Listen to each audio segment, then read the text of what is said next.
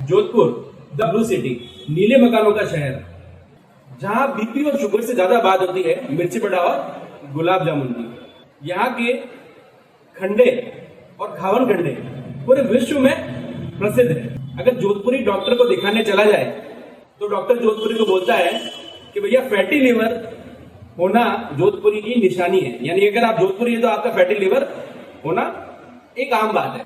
ऐसे ही हमारे जोधपुर शहर में रहता था खावन खंडा किशन, एकदम जोधपुरी स्टाइल का इंसान, थोड़ा सा ठरके वाला, थोड़ा सा आलसी और पूरा दिल से पारिवारिक इंसान।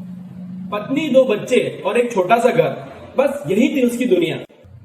हर दिन की तरह उस दिन भी वो नींद से उठा, पर उस दिन कुछ अलग था। जैसे ही उसने आंखें खोली, उसने देखा वो जमीन पर लेटा हुआ है और उसके आसपास बहुत सारे लोग जमा हैं। पत्नी रो रही है, बच्चे बहुत सहमे हुए से हैं, और सबसे अजीब बात, वो ये सब खुद देख रहा है पर उसको कोई देख नहीं पा रहा है। वो घबराया, पत्नी के पास गया, उसे बोला, अरे मैं तो यहीं पर हूं, तुम रो क्यों रही हो? पर वो उसे देख नहीं पा रही थी। पत्नी की तरफ से कोई जवाब नहीं। किशन की आवाज जैसे हवा में कहीं खो सी गई थी। उसने देखा थोड़ी दूर पर उसके दोस्त खड़े थे, धीरे धीरे कुछ बातें कर रहे थे। एक बोला, यार मैंने इसको कितनी बार बोला इंश्योरेंस करवा ले, मगर ये हमेशा मजाक में ही डाल देता था। दूसरा बोला, घर और गाड़ी दोनों पर लोन है, अब भाभी ये सब कैसे संभालेगी? तभी तीसरा दोस्त बोला, जब मैं इसे बीमा कराने के लिए साथ में लेकर गया था, इसका भाई भी साथ में था, दोनों ने मना कर दिया, हमें इंश्योरेंस की जरूरत ही नहीं है। खावन खंडा किशन उन सबके बीच में ही खड़ा था और बार बार चिल्ला रहा था, मैं तो यहीं पर हूँ, तुम सब लोग मेरी बात क्यों नहीं सुन रहे हो? लेकिन कोई भी उसे न तो देख पा रहा था। सबको एक ही चिंता थी कि अब डेड बॉडी को शमशान पर कितनी देर में लेकर जाएंगे।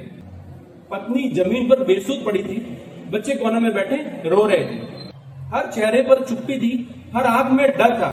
धीरे धीरे सब लोग उसके शरीर को उठाकर शमशान की ओर लेकर चल रहे थे। खावन खंडा किशन उनके पीछे भागा, बोल रहा था, रुको मुझे मत लेकर जाओ, रुको मुझे मत लेकर जाओ, पर किसी ने नहीं सुना। बस सन्नाटा था और राख उड़ रही थी। और तभी पीछे से एक कोमल सी आवाज आई, क्या हुआ किशन, उठो, ऑफिस नहीं जाना? उसने पलट कर देखा, वो उसकी पत्नी थी। उसकी आंख खुली और ये सब एक सपना था।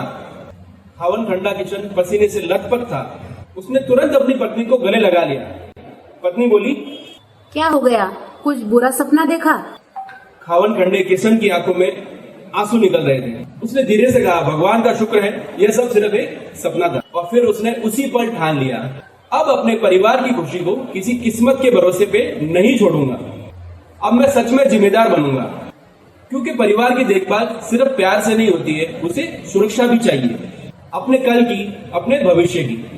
उस दिन से खावन खंडा किशन सिर्फ एक पति या पिता नहीं रहा, वह बन गया एक जिम्मेदार इंसान। दोस्तों, जोधपुर की गलियों में कहते हैं, मिर्ची बड़ा तो गर्म होना चाहिए। परिवार का भविष्य आज की सोच से बनता है। तो दोस्तों, कैसी लगी आपको मेरी ये कहानी खावन खंडे किशन की? ये कहानी मेरी, आपकी और हम सबकी है। तो आज ही अपने परिवार के भविष्य के बारे में सोचिए और जितना जल्दी हो सके अपने परिवार के भविष्य को सुरक्षित कीजिए। मेरी ये कहानी अगर आपको अच्छी लगी तो मेरे इस वीडियो को लाइक कीजिए, मेरे YouTube चैनल को सब्सक्राइब कीजिए। इस तरह की बहुत सारी कहानियां और किस्से मैं आप लोगों के लिए लेके आऊंगा, जिससे हमें कुछ न कुछ सीखने को मिले। धन्यवाद।